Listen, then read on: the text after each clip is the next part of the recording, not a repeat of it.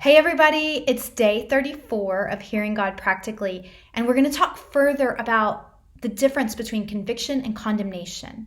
How do we know the difference between God's conviction, who Jesus literally is? He lived a life of conviction, turning on the light, providing the way, the path of life, versus the voice of condemnation, which keeps us in the dark. How do we know the difference? Well, one way is to look at the fruit. When God speaks and we are embracing God's words, when we're connecting with Jesus and living from that place, they will bring life and salvation to us in the form of fruit. The fruit of the Spirit, as spoken about in Galatians, is produced by connection with Jesus. And from that place, the fruit will look like love, joy, peace, patience, kindness, goodness, faithfulness, gentleness, and self-control. These are not things we try to produce. It's what is produced from the place of the conviction of Jesus, living in that place of connection with the one who is conviction. The fruit of condemnation looks like the opposite. Instead of love, it looks like judgment. If you start to see judgment popping up, you may want to ask Jesus, what seed of condemnation has been watered? Bitterness, apathy, disconnect, depression, aggression, unfaithfulness.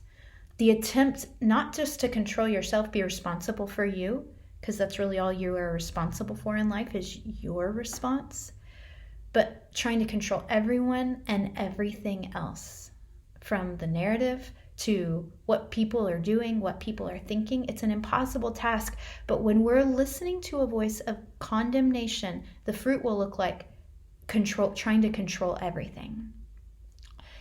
So when we see that fruit, we don't need to come back under condemnation, but take it to Jesus and say, Jesus, what is the seed of condemnation that I believed that brought this fruit?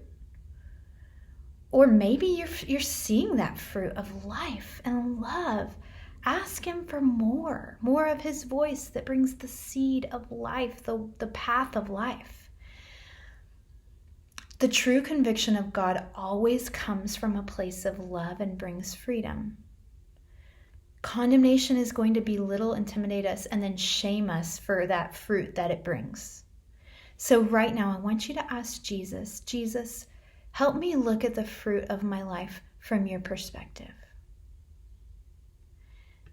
Show me the fruit that's been produced by your words of life. And show me any fruit that came from a seed of condemnation. Jesus, will you pull up that weed? Pull up that seed that didn't produce good fruit and speak your truth.